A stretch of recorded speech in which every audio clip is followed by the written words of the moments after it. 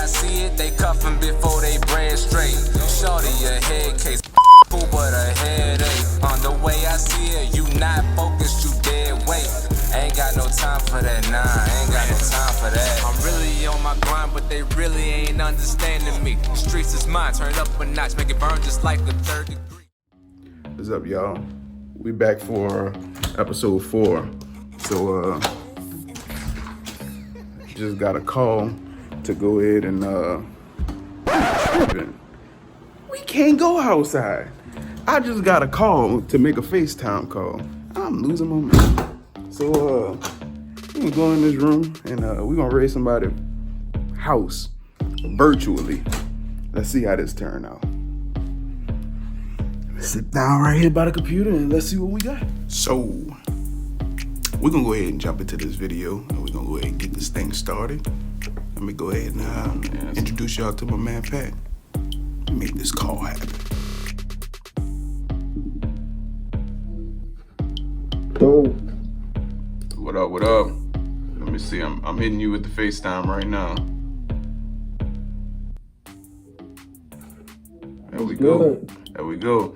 Yo, I want to introduce y'all to my man Pat, a good friend of mine. We work together at our job, and he recently moved over to New York. So he is an enthusiast on sneakers, kicks, shoes, whatever y'all want to call them. But he's been an enthusiast for years.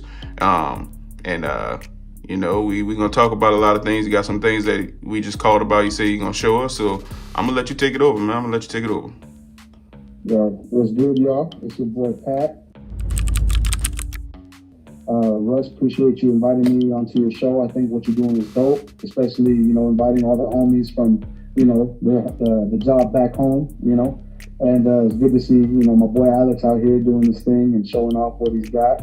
I know he's got some good gems in there. So I don't have everything up here, but I did have a few things that I can pick from and kind of talk about and what it means to me.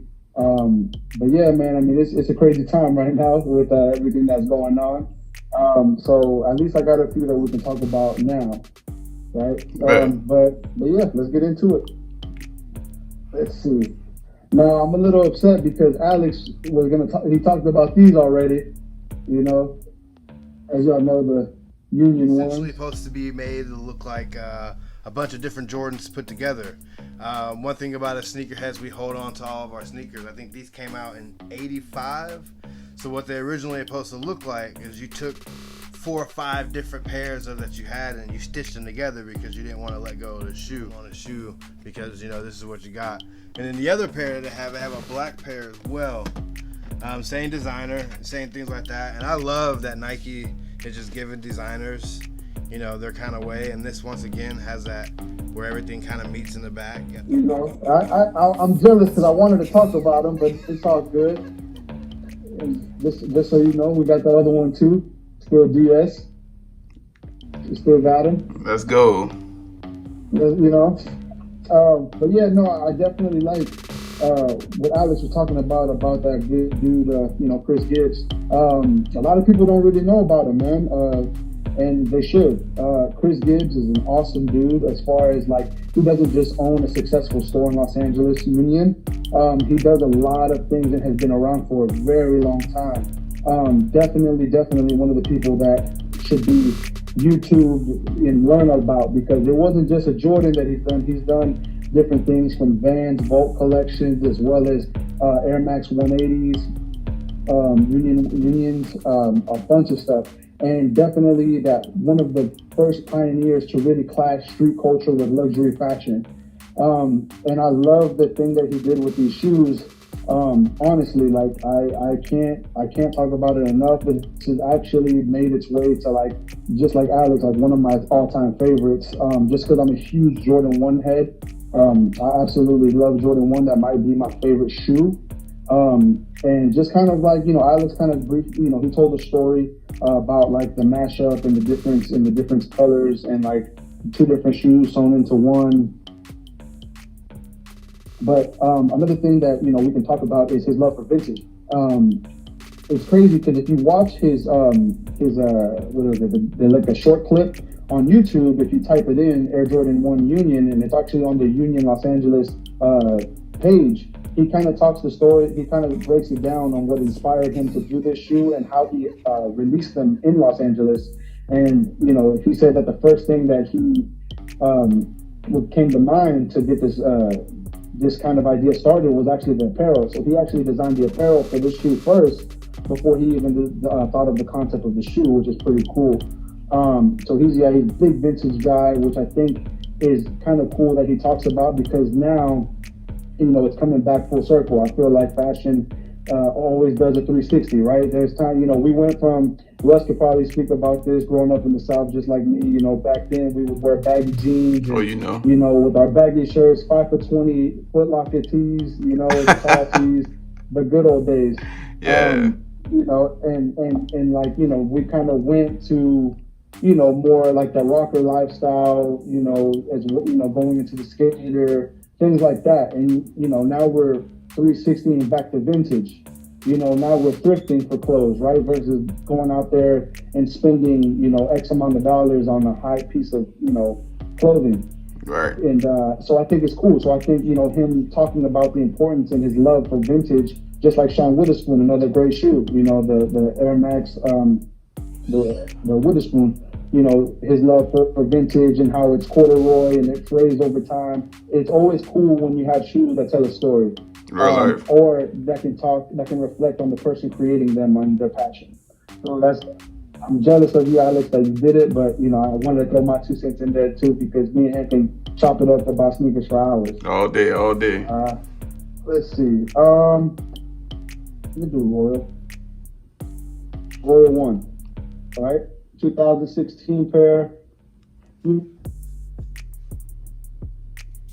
If your shoe has glitter over time, it glitters. You probably won't be able to see it, but there's a little sparkle on this leather on the 2016 pairs. One, that's how you know they're real. I don't know what it is. Some people say it's the tissue paper that caused it to do that, but anyways, that's not the point. What the point is that this shoe can come out 50 times, and best believe I'm gonna count that bitch 50 times. Real life. I probably have owned this shoe well over 10 times, and it's always got to be in the rotation. There is nothing more classic than a Jordan 1. You know what I'm saying? Whether you have baggy jeans, whether you got skinny jeans, whether you got shorts, it don't matter. You know, you throw these on. They're hot on the streets. They're hot. They were hot on the court. I'm looking forward to that Michael Jordan documentary coming soon. And, you know, when he bust out the Chicago ones, coming real soon. You know, 1985 was the year, and, you know, it's till forever. 1985 to infinity. This shoe will always be a top 5 rotation. This shoe will always get the love shown from the day it came out, the first time I had it in my hand, the first time I begged my mom, like, Mom, can I please get a pair of these? You know, so Royal 1 is definitely up there. Yeah, man. Right? Big time. I got a couple Jordan 1s in my closet, and you got to. It's a timeless piece. It's like a, you know, it's like a must-have. You know what I'm saying? Like, don't get me wrong. I'm not. You know, I like what they're doing with the lows nowadays. You know, they're introducing the lows again, and, you know, they're doing different things. I've never been too crazy about the mids though, but I'm not hating. There's a few, you know, old love, new love Jordan 1 pack. Yeah, I remember those were hot. You know, the black and yellow with the, you know, black toe. I had those. I ain't gonna lie. Back when you had to cop the matching T-shirt to go with the Jordans. Yeah. You know what I'm saying? Like, that was a thing. So I'm not saying that I hate them, but, you know, Jordan highs are always gonna be for sure my favorite. Real talk. Yeah. Let's see. All right. Yeah. You can't do one without the other though. Can't. This is 2016-15, the Band 1 re-release. So again, you can't really see the glitter on this one, but yeah, same thing. They tend to glitter a little bit if they're in the box too long. But again, you can wipe that off with a wet napkin or something, a wet towel, and they'll come back off. Actually, let me keep these out and talk about them. So another one, you know, Jordan 1. I told you that I love Jordan 1s, and I will tell you, these two are must. If you're listening out there, these are musts in a rotation, right? You could throw the shadows in there. I have a pair of shadows, but these two are essential, you know, definitely essential in a rotation or a favorite. It should be in a favorite, at least in the conversation, a favorite, because if it's not, then I don't know if we could talk sneakers, Russ. I'm telling you right now, if Jordan 1s, especially the Bread of the Royals, are not in conversation, like, yeah, the Unions are cool, you know what I'm saying? They cool, but you have to be able to respect OG. Got to. Always. So that's another thing. Jordan 1 is definitely my top five period.